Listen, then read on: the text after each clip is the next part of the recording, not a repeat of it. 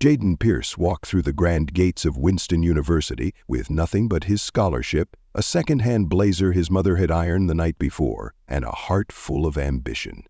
He thought his toughest battles would be waged in the classroom, against quantum mechanics, calculus, and late-night study sessions. But he was wrong. The moment he stepped onto campus, he saw the glances, heard the whispers. Must be lost. The community college is downtown.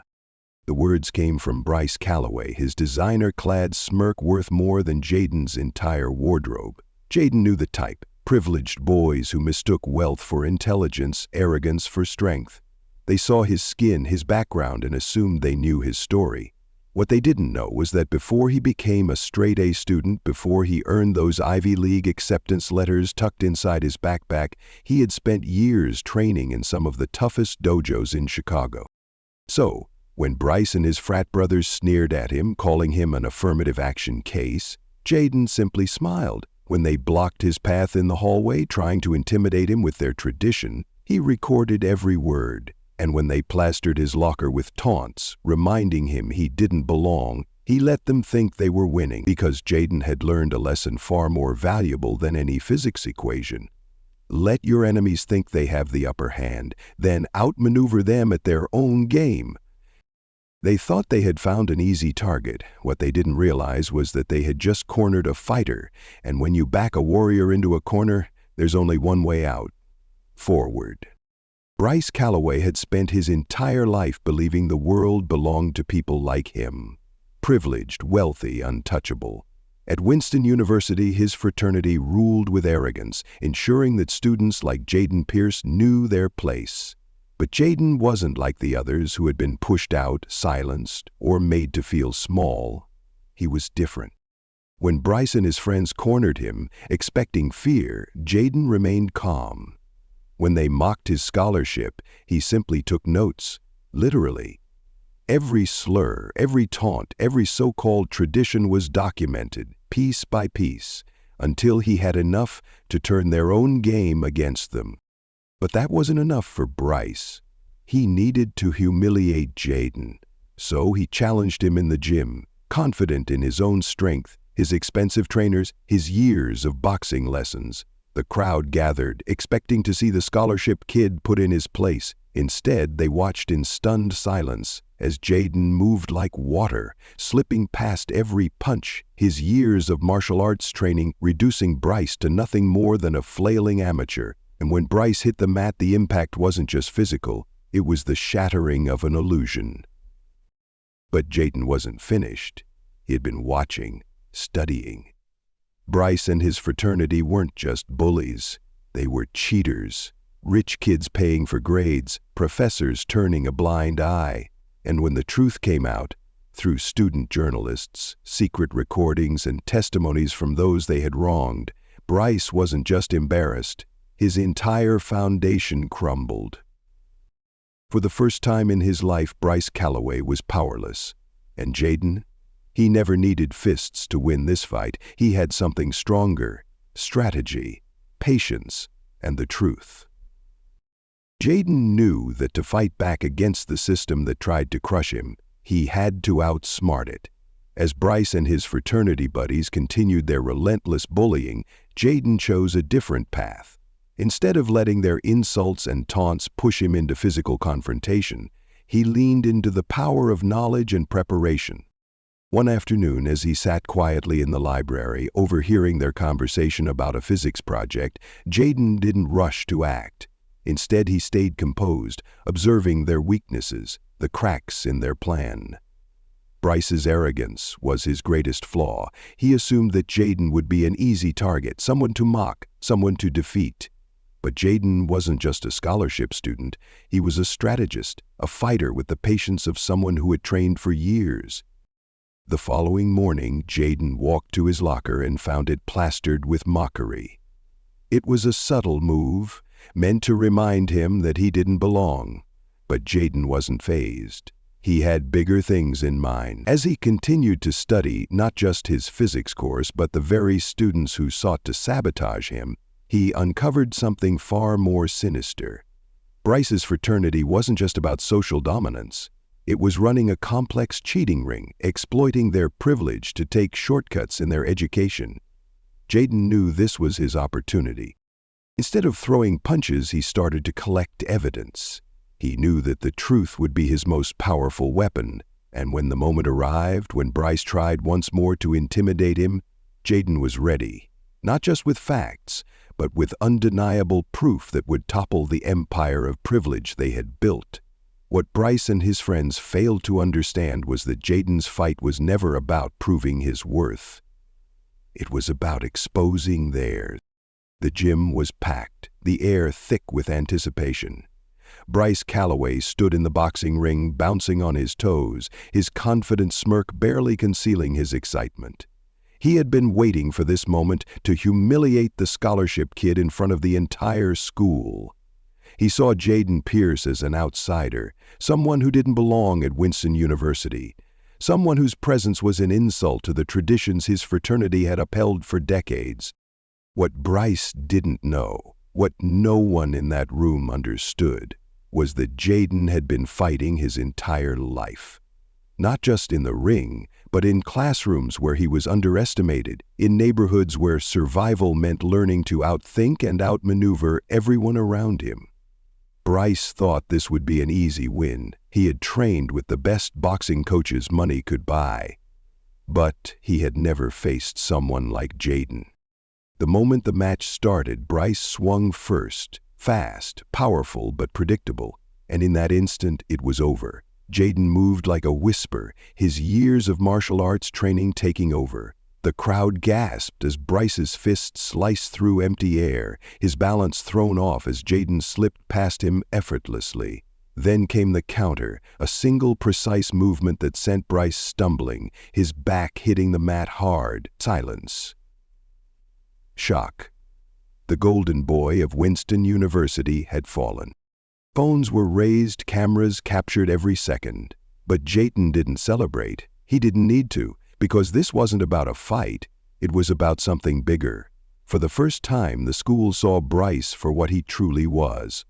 Not a leader, not a champion, but just another privileged bully who had finally met his reckoning. Jaden sat in the quiet hume of the computer lab, his fingers calmly typing as Bryce loomed over him, seething with barely contained rage. The facade of confidence Bryce had always worn, his smug arrogance, his untouchable privilege, was crumbling before him. He had tried everything, intimidation, humiliation, even outright sabotage, but none of it had worked. And now, for the first time, Bryce was afraid. "Listen, scholarship," Bryce hissed, leaning in, his voice low and desperate. "One call from my father and you're gone. You think you belong here? Think again." Jaden didn't flinch. He simply kept typing. Then, with a quiet, measured voice, he said, "Interesting, because I have some calls to make too."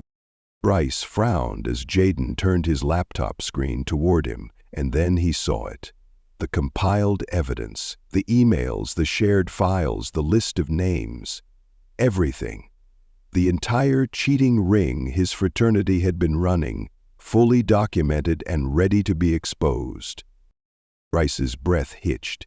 He reached for the laptop in a moment of blind panic, but Jaden was faster. The sound of a chair scraping against the floor made them both turn. Olivia Brooks, the lab assistant, stood up, her phone raised. "I've got everything on camera," she said, pointing to the security feed above.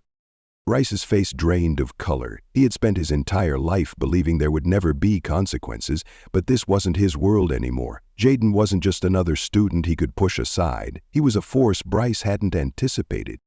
And as Jaden stood, meeting Bryce's panicked gaze, he spoke the words that would seal his fate. "You're not the only one who knows how to play the system. The difference is, I play fair." Jaden walked into the cafeteria, his steps steady, his face unreadable. Across the room, Bryce and his fraternity brothers huddled around their phones, whispering and smirking. It didn't take long for Jaden to see why. His own phone vibrated with notifications, doctored images, false accusations, a carefully crafted smear campaign designed to paint him as a fraud. Classic rich kid tactics. When you can't win, rewrite the story. But Jaden had grown up knowing the power of truth. He didn't panic. He didn't lash out. Instead, he calmly slid into the seat across from Bryce, the entire cafeteria watching in anticipation. "Interesting timing," he said, his voice even, "especially since I just emailed Professor Holloway all the evidence of who's actually been cheating." Bryce froze, the color drained from his face as Jaden held up his phone, the sent email glowing on the screen. Attached were screenshots. Group chat messages arranging test-for-hire schemes, payment records, and files full of stolen exams. The cafeteria fell silent, and then Rachel Kim, the student newspaper editor, stood up from the next table. "He's not bluffing," she said, holding up her recorder. "And I've got interviews with 10 students your frat scammed." Bryce swallowed hard, his hands trembling. But the real moment of reckoning came when Ethan Ramirez, the same student Bryce had bullied weeks earlier, stood up and pressed play on his phone. A recording filled the cafeteria. Bryce and his friends laughing about how they'd been running the scheme for years.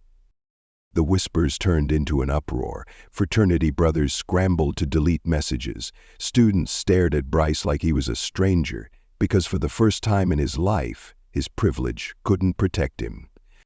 The parking lot was nearly empty when Jaden approached his car, the cold evening air settling in. But he wasn't alone. Bryce stood by the driver's side door, his once perfectly styled confidence now reduced to barely contained desperation.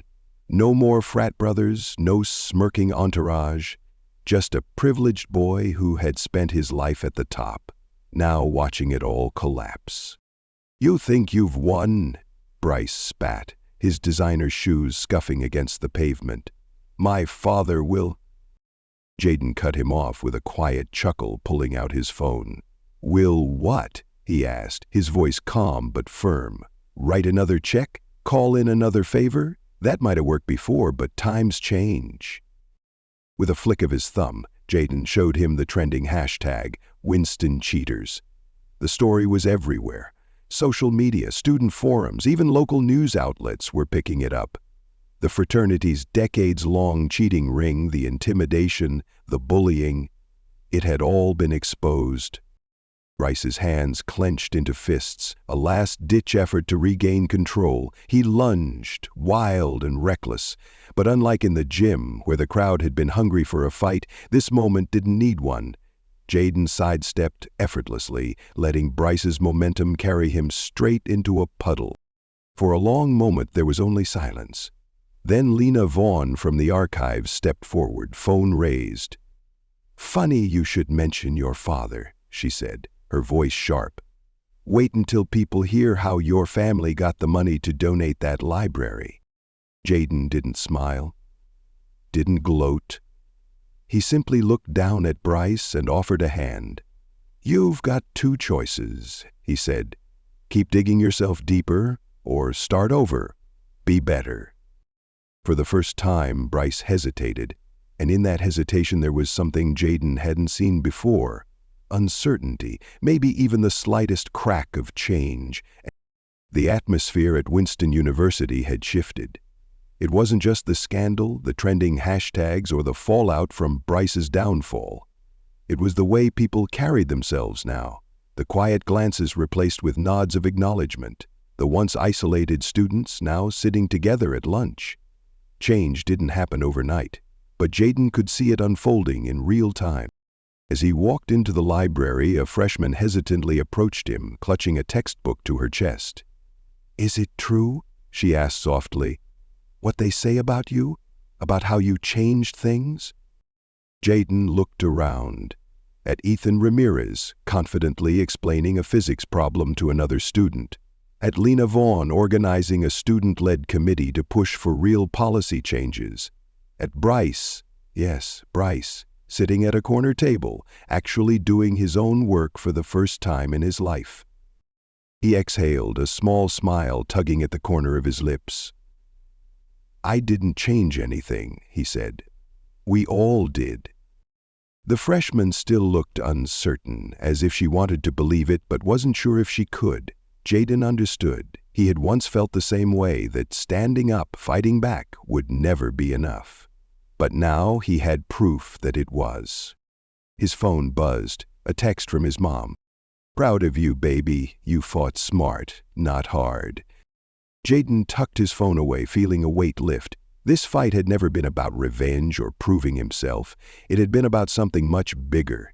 Showing people that real change wasn't just possible, it was inevitable, as long as someone had the courage to take the first step. The power of standing up with wisdom. Life often presents us with unfair situations, moments when we are judged not by our character but by appearances, background, or circumstance. Jaden's story is a powerful reminder that strength is not just physical. It lies in patience, strategy, and resilience. He teaches us that true victory doesn't come from reacting with anger, but from responding with intelligence. For those of us who have lived through decades of change, we understand that real progress isn't always immediate. It requires courage, the ability to document truth, and the wisdom to know when to act. Jaden didn't fight fire with fire. He fought with knowledge, exposing wrongdoing without becoming consumed by it. In our own lives, whether we face personal injustices or see them in the world around us, we must remember, change starts with small, deliberate actions. This lesson applies at any age. We may not be students anymore, but we still have the power to influence, to guide, and to encourage others to stand up, not with fists, but with wisdom, integrity, and perseverance. The best fighters, after all, know that the smartest moves are the ones that create lasting change.